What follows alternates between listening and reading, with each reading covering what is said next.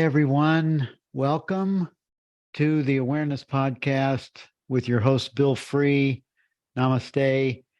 And it's my joy to bring to you this week Prachi Jain. She is our host from the India trip that Lisa and I just got back from. So I had this thought that it would be super cool to ask Prachi to join with us today and just talk about the India trip that we just came back from. We spent 3 weeks together in India. It feels like you have someone that's just right there, always taking care of things for you. And we felt cared for that entire trip. And I just want to, and I speak for everyone that went with us. We had a dozen people that went on the South tour, and then we had another dozen people that did the North tour with us. And I had a chance to speak to all of them with how they felt this tour was managed by your company, by Escape 2 and your team. And everyone felt like you were a family member that was taking care of them. And so thank you for that. And it just speaks volumes for what your company is all about. Oh, thank you so much. And it was honestly like the whole trip reflecting back on it, it feels like a dream. I mean, it just feels like it never really happened. Because I think everybody that came to India came with such an open heart and up for everything. And I think that made such a huge difference in the experiences that we shared together. And it truly was like traveling with my friends. I think it's because I'm also so steeped into these teachings that you, Bill, do, and Lisa, and your community that you share these teachings with, that it just felt like I was an extension of that. And for me, it was such a pleasure to welcome people to my country. And just the fact that, there's a lot of things that are culturally very different in India, and every single person appreciated all the highs and the lows, the ups and the downs, the sometimes insanity of India, and equal parts the peace and the serenity and the beauty. So the group was amazing. The trip was a dream, and I feel changed as a person after having spent time with all of you. And I know I've spoken to a couple of the participants who said that they feel different. They're different now as well, in a better way, in a way that this trip added a layer of life experience to them, and added a richness to their life. Sort of hard to describe in words, but hopefully we'll be able to do that in the next hour. Yes. Well, it was transforming for me. I wasn't looking for a transformation. I felt like I've met a lot of people, or a number of people that have been to India and had awakening experiences from India. And I wasn't looking for that, and I wasn't expecting it. And yet what I experienced was a deeper awakening. What I experienced was something that you can't put into words.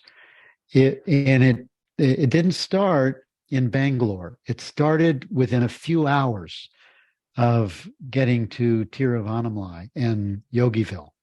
And that was an astonishing surprise to me, because you basically go from Bangalore, which is, super, it's a big city that has everything that a big city would want, and it's also the rich and the poor. There's the poorest and there's the richest, and they interact like there's no differences in between them, even though there appear to be.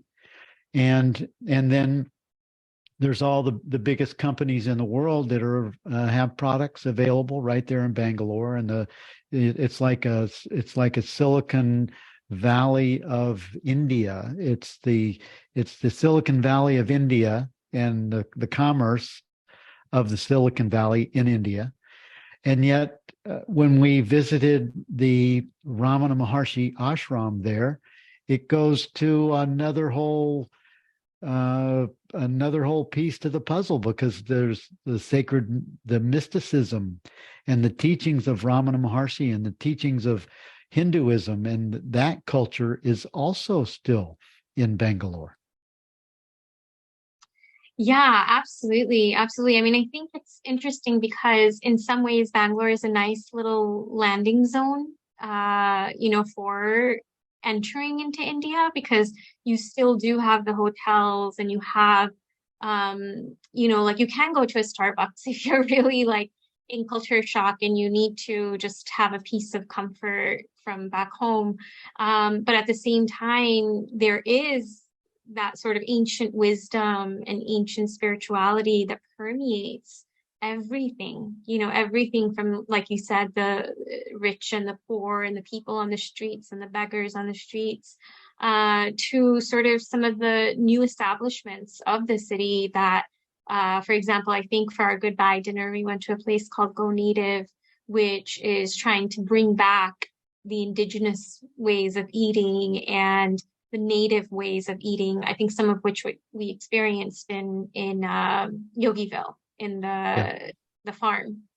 Yeah. So yeah, I think also it's important as somebody entering into India to understand that it's not just one thing. India is a land of contradictions, and given that you did both the south and the north, it's like every place is so different, every city is so different, and yet I think the common ground that all these places have and all these cultures that live within the country is that sort of ancient wisdom and these sacred teachings, whether it was going to the Ramana Maharishi temple in Bangalore or the ashram in Tiruvannamalai, or then going to, like a Sikh temple in the north.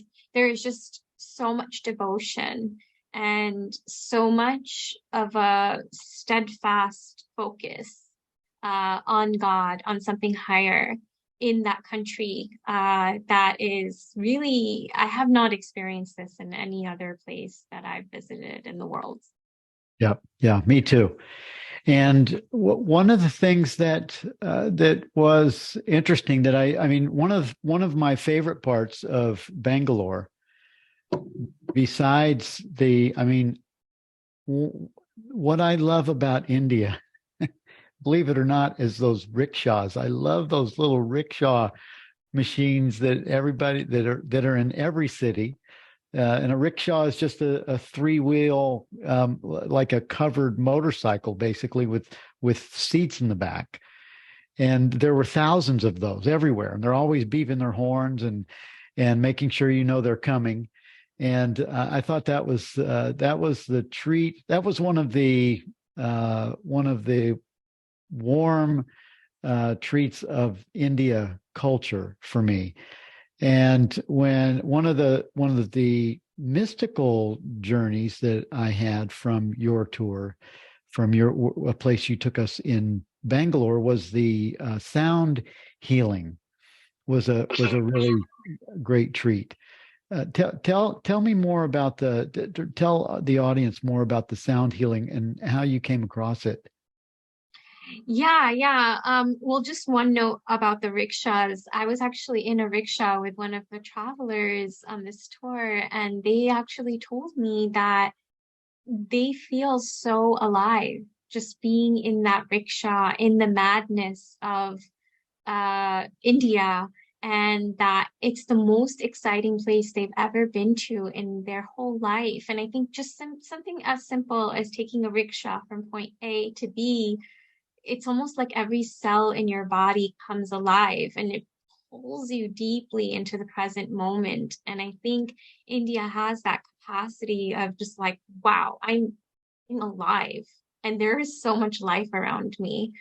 So yeah, I love taking rickshaws, and I love experiencing other people taking rickshaws for the very first time. It's exhilarating. Yes, Um, yes, yes. Let's stay with this just a minute because this reminds me of because the rickshaws are one of the highlights of my India experience. And as you remember, when we were in Jaipur, we had a free morning, and the free morning, the only thing I wanted to do was take a rickshaw and take Lisa to this this restaurant where you took us. We wanted to go back to that restaurant that had the gift shop so that we could see, there's some small gifts and things for that I wanted to shop for family members just to see if there were any little things I could take back home. But the main reason I wanted to go there was so I could get back on a rickshaw before we leave and have that experience again, because that it also did have that enlivening experience for me where do you remember when we were going to the palace and there were 14 of us in four rickshaws and we're passing each other and videoing each other with our cell phones as we enter into these traffic patterns that looked impossible. It looked like 1,000 people heading for the same gateway, or maybe 1,000 ants going into the same little funnel that everyone had to go through this small little portal, this small little space, and it was flawless. No one hit each other. Everything was super clean, and we're looking at each other in these other rickshaws, just in complete joy and fearless over the experience that was happening all around us by the hundreds. There were hundreds of these rickshaw machines. Yeah, absolutely. And I really see it and sense this in the travelers. Like when you first arrive in India and you are confronted with this level of what can feel really overwhelming at first. It's just chaos, right? There's all kinds of vehicles, auto rickshaws, motorcycles, trucks, animals on the street. And if you're coming from a small town in Maine and you're just like implanted into this like new planet, it can have a sense of overwhelmingness or just a heightened, like, okay, am I even safe here? So I sense that when travelers first arrive.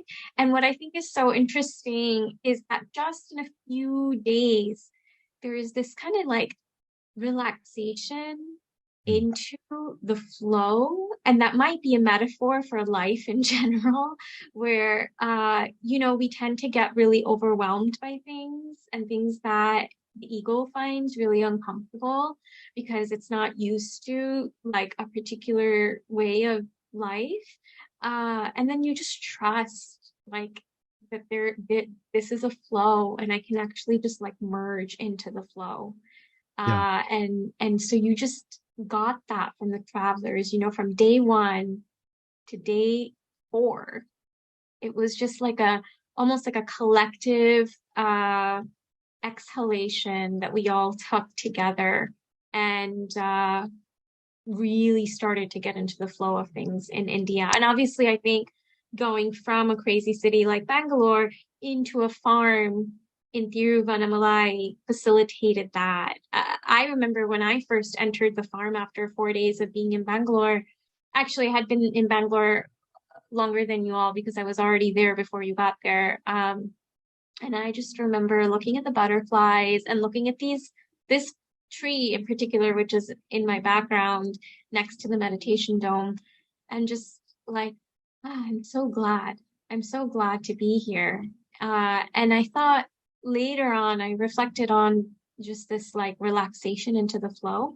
And I think for me, sometimes realization or like abidance into the self translates into a lived experience of just relaxation, just that um, feeling like life is good. Yeah. Yeah, that was a great that that meditation building behind you and that tree that you're talking about.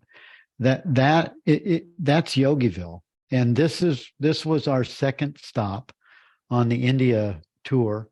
And when I first, we're going when I first came to India, we come in at 5 o'clock in the morning, and you had a driver meet us at the airport, and we're driving back on the streets at 5:30, 6 o'clock in the morning. There's not a lot of traffic yet, and the first thing I noticed was the guy was driving down the line on the road instead of in his lane. And I said to the driver, "You guys don't use lanes much here, do you?" And I hadn't seen the traffic yet. The lines mean nothing. But when we made the 5 hour bus ride from Bangalore to that where that building behind you to Yogiville, I came, I'm just thinking about where my mind was when we pulled up to say that we're here. And when you said we're here, I'm thinking, we're here? Like we're going to be here for a week? I felt like I was still in the middle of a pasture. I felt like I was still in the middle of a village that was in the middle of nowhere.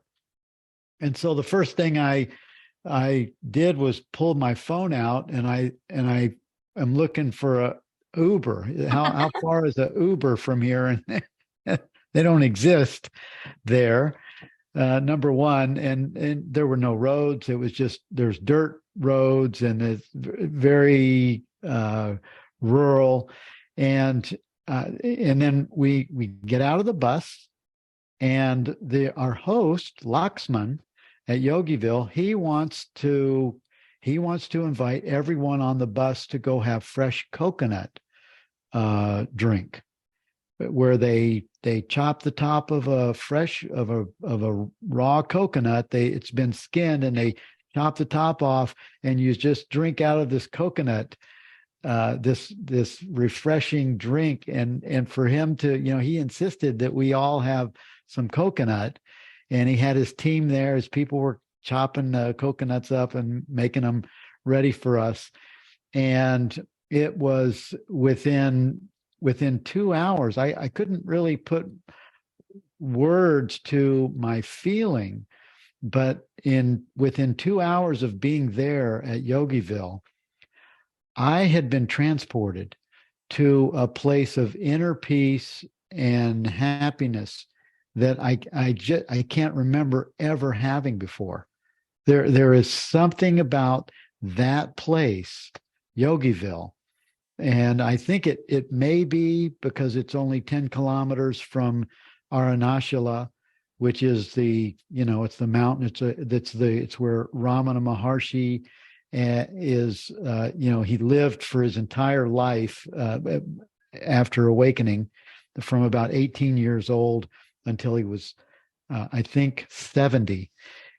He was right there, just within eye focus of Yogiville. There's something about that Yogiville experience that is still with me today. So I don't think you need to go to Ramana's cave.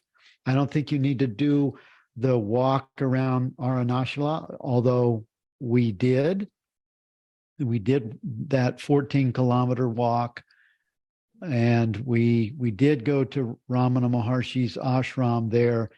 But my direct experience, Prachi, started within 2 hours of landing right there. Yeah, I would agree. And I think there was just that juxtaposition, right, of being in a pretty developed city in Bangalore and then coming back to basics. Just really coming down to that level of maybe how humans used to live in the past, or um, you just need very few things in life. You need like a bucket of water to shower, which is literally what we had. There were no shower heads. You just had to, shower with a bucket and a pail of water, and you don't actually need that much water, and a little bit of sunshine, butterflies and nourishing food. And that's it. That's really all we had there. And it was exactly what you said, this place of inner peace. And to me, it reminds me of this term called Shangri-La, which was in this book. I think it's a book from 1937. And Shangri-La is this imagined place on earth where life reaches almost perfection. And travelers for centuries have been trying to find Shangri-La. And so for me, when I got to Yogiville, I said, here it is. This is Shangri-La. This is what people all over the world might be seeking. Just this place where the environment lends itself to you going back within yourself. And there's so many elements of that on this farm. And I do think being close to Arunachala is a huge sort of a gravity center, and I think that 14-kilometer walk around Arunachala that we did, we all woke up at 3:30 in the morning to walk alongside thousands of devotees. And just the day before, there had actually been 3 million devotees, because we went during the Mahadipam festival. So I think there's this devotional energy that vibrates through the land, and it's felt in the conversations that you have, even with the staff at the farm. I had actually a conversation with one of the workers, and he told me, it blew my mind. He told me, I only sleep 2 hours a day, like 2 hours at night. And I said, really? Like, how do you function as a human being? I thought human beings, science has told us that we need 8 hours of sleep. And he's like, no, I live here. I am at rest. Even when I'm awake, I am at rest. So the people that work at the farm and the energy that surrounds it and seeps within, really, I think every plant, every living being that's on the property lends itself to peace. And this meditation dome, I think this was such a powerful place for us, where you held your meditations in the morning. And I really loved that last day where it all sort of came together, where, Jackie spontaneously, after one of your meditations, Jackie, who was one of the participants, sang this song that I think had all of us in tears, a song called I Am the Light. And I don't think I'll ever forget that moment, or how I felt, or how we collectively felt together in that dome. That, like you said, that stays with me. Yeah. Yeah, it was great. I found just for you all that are watching, I found an image here that will show you what we're talking about. This is Yogiville, and this is from their website. And this is what the land looks like. And this is really like the experience of, like this guy in a hammock, and there's hammocks there, and there's temples there. And I remember one night we all came back from dinner in Tiruvannamalai, and we sat around chanting with Laxman and his people. But this is the experience, this is from the top of one of the buildings there in Yogiville. Oh no, this is Yogiville, Croatia. This isn't the top of the building there, but they have buildings that have Arunachala actually in the background, and it's this is actually in the background of what you are looking off at Arunachala from there in at Yogiville.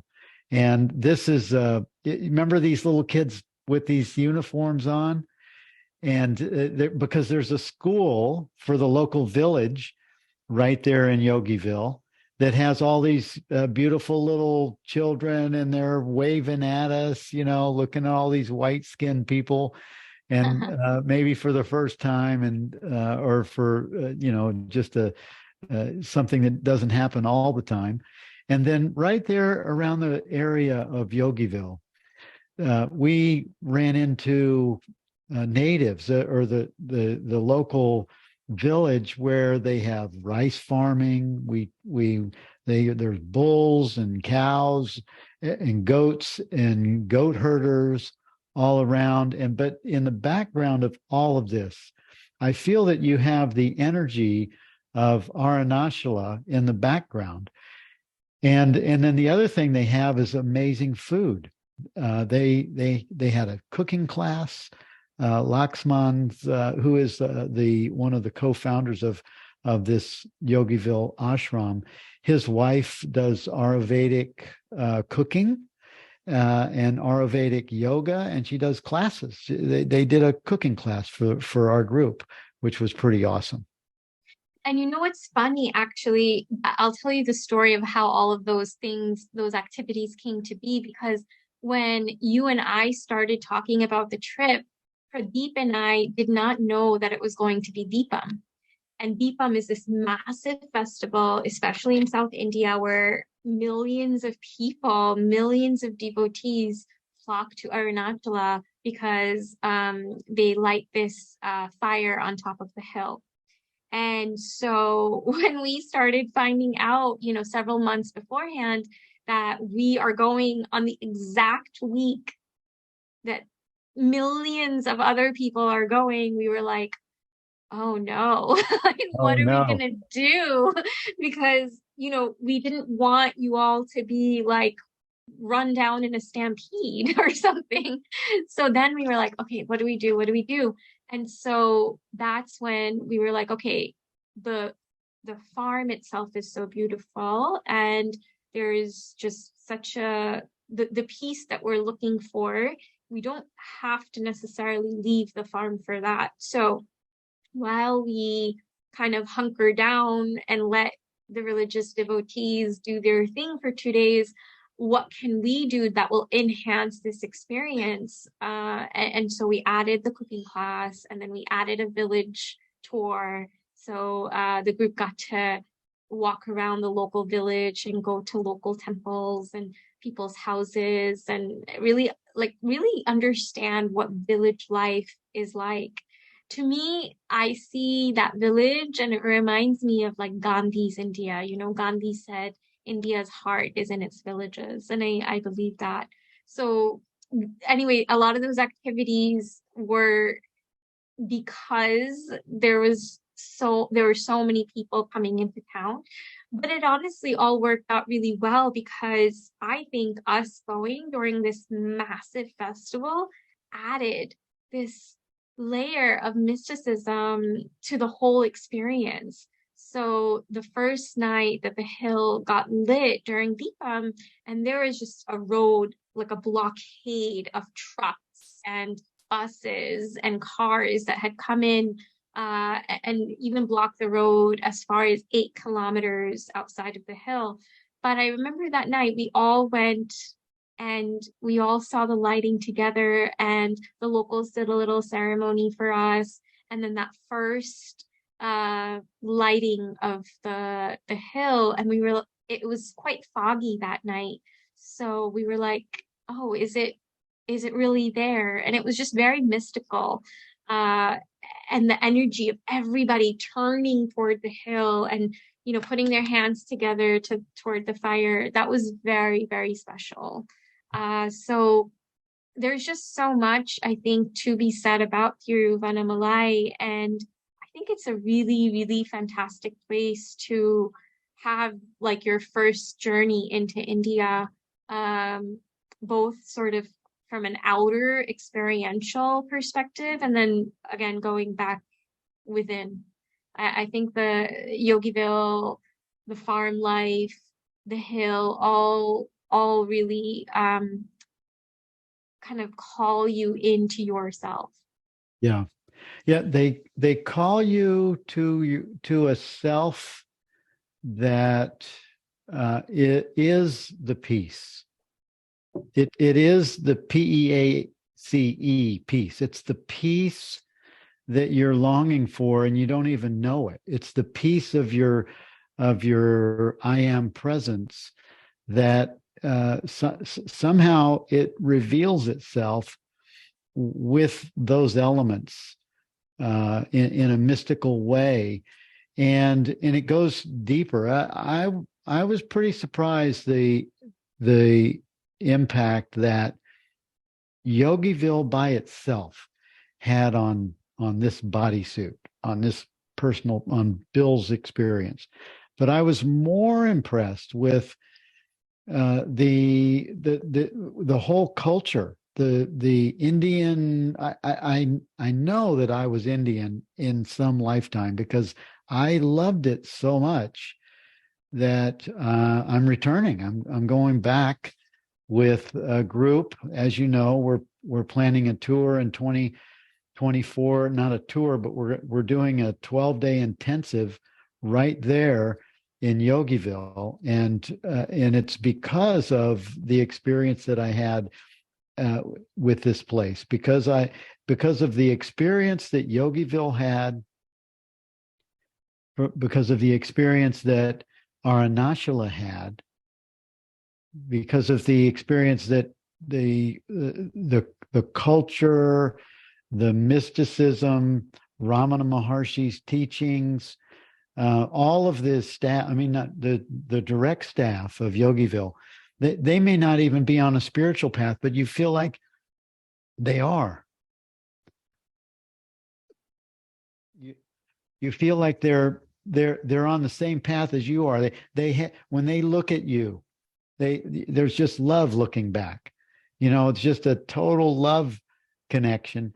And then one of the high points that we had from that, when we left the village and went to Tiru for the after 5 million people cleared and there was only 50,000 left, we did our walk, right?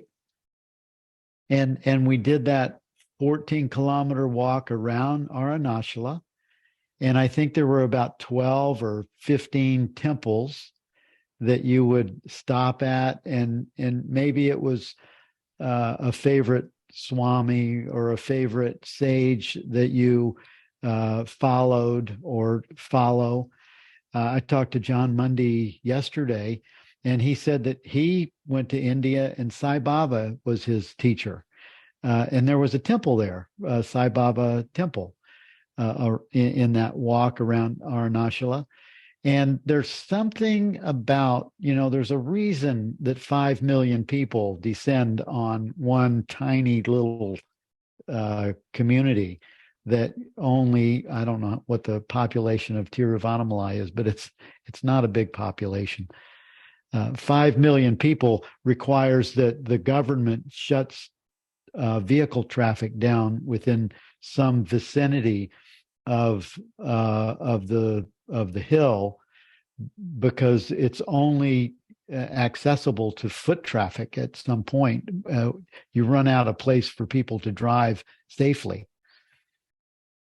But that whole experience was just amazing to me, and it's an experience that's pointing us to the invitation that India has for the world. In my mind, India is that essence of awakening that the world enjoys in all its different traditions, whether it's Hindu or Buddhist or Islam or Christian, or it doesn't matter what the tradition is. All the traditions actually, they started right there.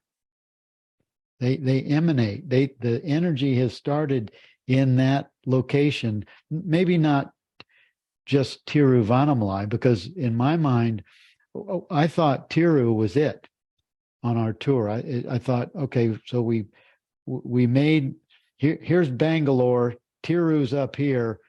We're not going to do any better than that. And then when we went to Rishikesh, oh my God, we found it's par. It's par to the experience, the spiritual experience of Tiruvannamalai is somehow it repeats itself on the Ganges River when you go to Rishikesh. So let's go to Rishikesh. Let's go from here to. So what we did when we left Tiruvannamalai and we left Yogiville with our group, we went back to Bangalore, and at Bangalore we lost 6 of our people. We gained 6 more, and we got on a plane, and you took us to Delhi. Yeah. So tell us a little bit about Delhi, and then we go from Delhi to Rishikesh. Yeah, I originally, like when we planned this, I was like, okay, well, the North is going to just not be super spiritual. It will just be really touristy and, sort of like that bucket list that people have in mind when they want to go to India, the Taj Mahal and, visiting like the Ganga River and things like that. But what I experienced actually from you all, from the group, is in that kind of like going from a city like Delhi to then an ancient city like Jaipur and then going to the Ganga River in Rishikesh, there was just so much life, like life was just kind of being thrown at us and every day and every experience that we had. And by the time that we got to Rishikesh and the Ganga River and that first meeting that you all had with the Ganga River, I could tell that you were all very ready, to soak in whatever Rishikesh wanted to teach us. And I think Rishikesh is that type of place. Yoga begins in Rishikesh. So all the yoga that the world knows, whether it's Hatha yoga, Ashtanga yoga, Kriya yoga, it all started in Rishikesh. And so part of that is really because the Ganga River flows, that's the peak of where it starts, and then it flows to the rest of the country. So it's this gorgeous, sparkling, beautiful body of water. And when you meet it for the first time, you feel cleansed.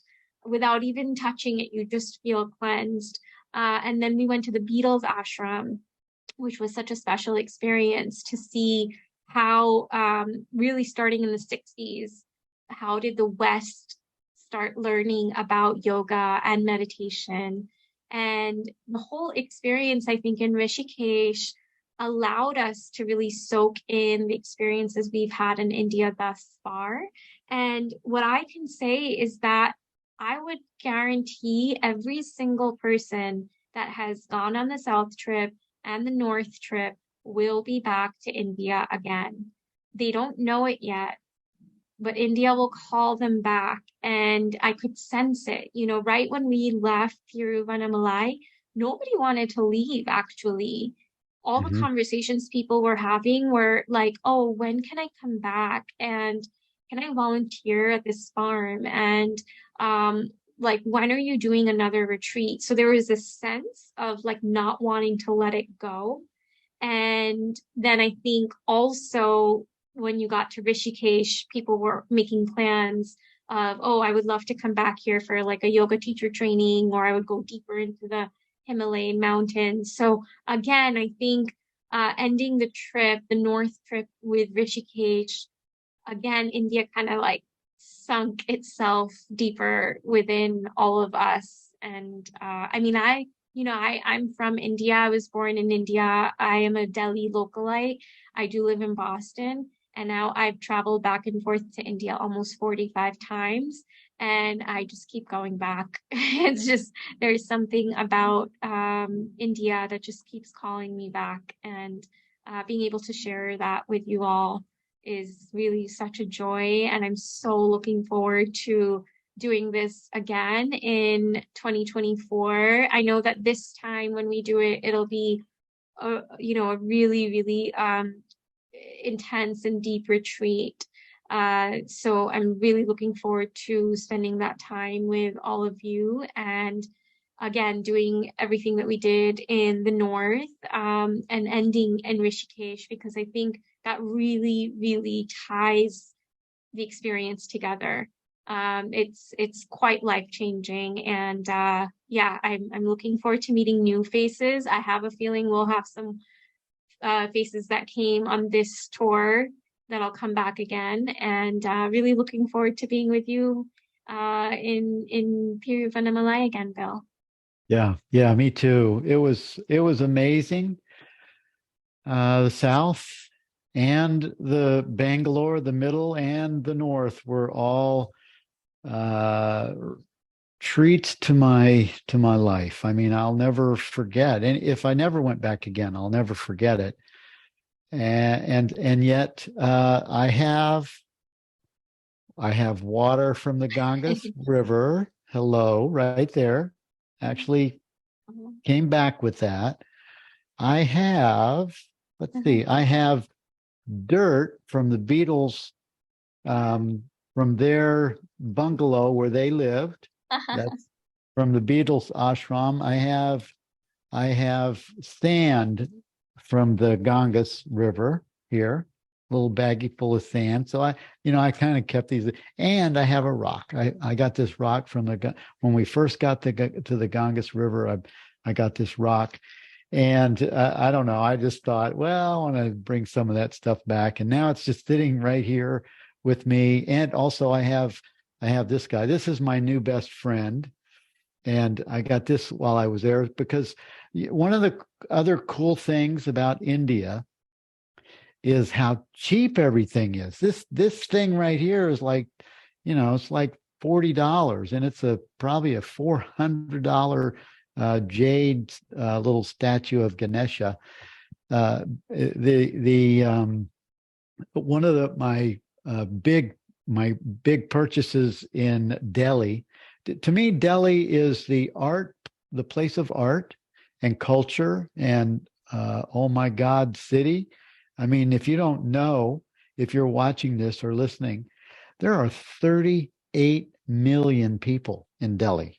38 million. It's the biggest population in any city in the world. And it was only from my trip to Delhi that I learned that India has passed China in population in the last decade. And that blows my mind. But how they do it, how the culture of India does it, is almost a spiritual thing. Because, in fact, it is a spiritual thing. Because what I saw with the traffic, the rickshaws, and the movement of people was, it was likened to looking at a thousand or several thousand birds flying in some kind of formation in the sky, and how perfectly they do that. That's what the traffic looks like when you have an overpopulation of beings. Consciousness had to come in and say, okay, we're going to do this in flow. This is how we're going to manage this. We're just going to do it in flow, and it works. It totally works. And so Delhi was but the other thing I liked about Delhi was the shopping. The shopping is really, I found, I found a couple of nice sweaters for like $30 each. I found I had to buy another suitcase that cost me $140. But I found this really nice deal on clothes while I was in Delhi. It was great. Yeah, absolutely. And I think like if as far as one of your meditations, it really tied into the India experience for me because you mentioned in one of your meditations that everything is included. Everything is welcome.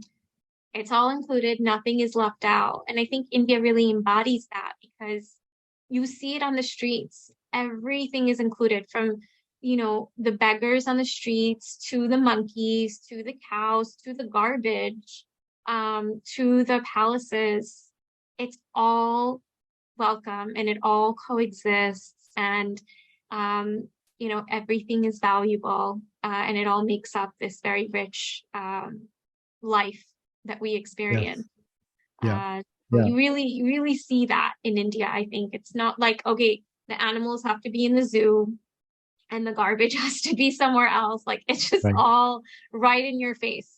Everything's right there. That was a really cool experience in Tiruvannamalai and Rishikesh was, well, and also Delhi, but richly in Tiruvannamalai and Rishikesh was the bulls and the cows, and they're just wandering around, and some of them are, it's just kind of sad looking watching them eat garbage, but mostly they're just hanging out like they're your part of your family right there in Rishikesh. It was really great to experience that. The experience in Rishikesh is one I'll never forget. It was, and the other thing kind of it sort of dispelled an old idea that I held that the ashrams in India are, mostly fake, or be careful of the gurus there because a lot of them are just fake gurus.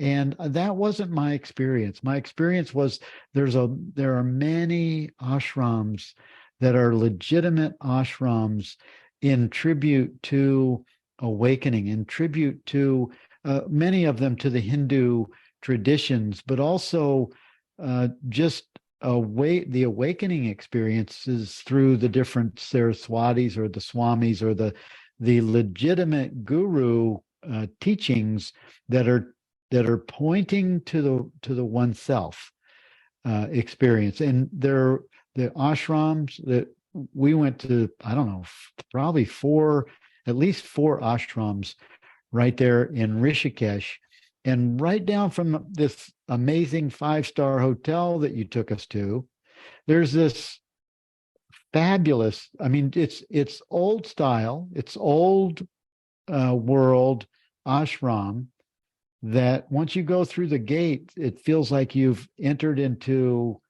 the quiet zone of contemplation and presence, and you're met at the front with the simplicity of quiet living, where silence is admonished and supported with acknowledging just this quiet presence.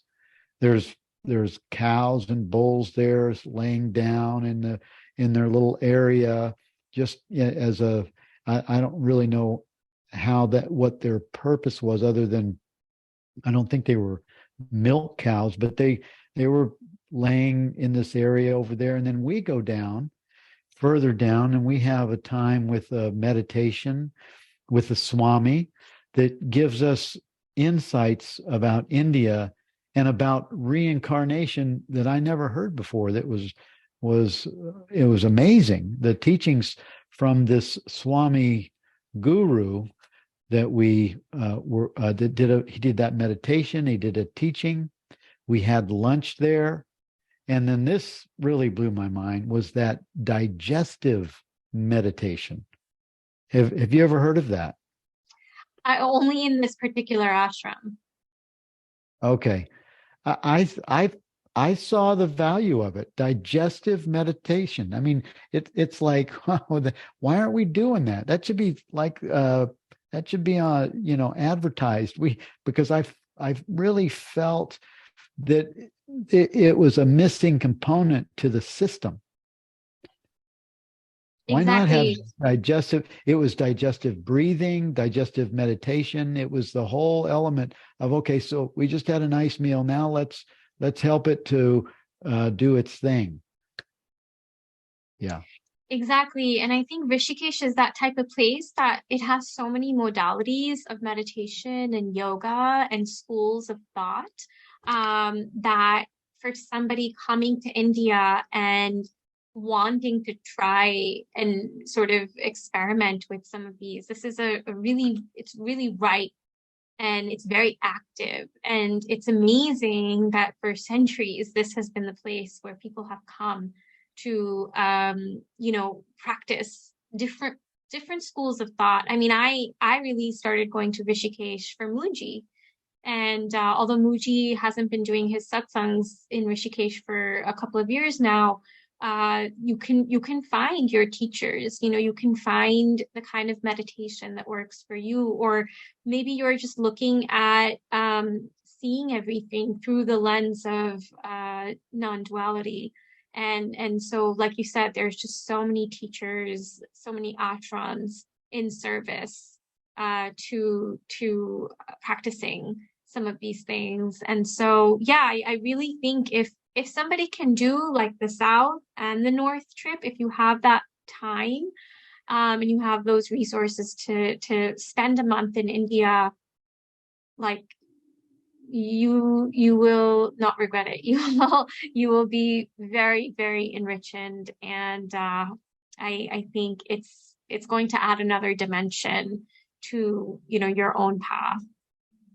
It's so cool. I can't even believe it. I can't believe that it's happening. I'm so grateful to you. I'm grateful to Rupert. I'm grateful to the fact that, we were going to the retreat in service of truth. And I think that's really what's leading and manifesting these retreats and tours that we're able to offer to people. And I'm grateful to the fact that you, Bill, want to create that space for your community to come to India. And I think your only like agenda on these tours and these retreats have been to help others, help others connect deeply into themselves and awaken and have deeper experiences in awakening.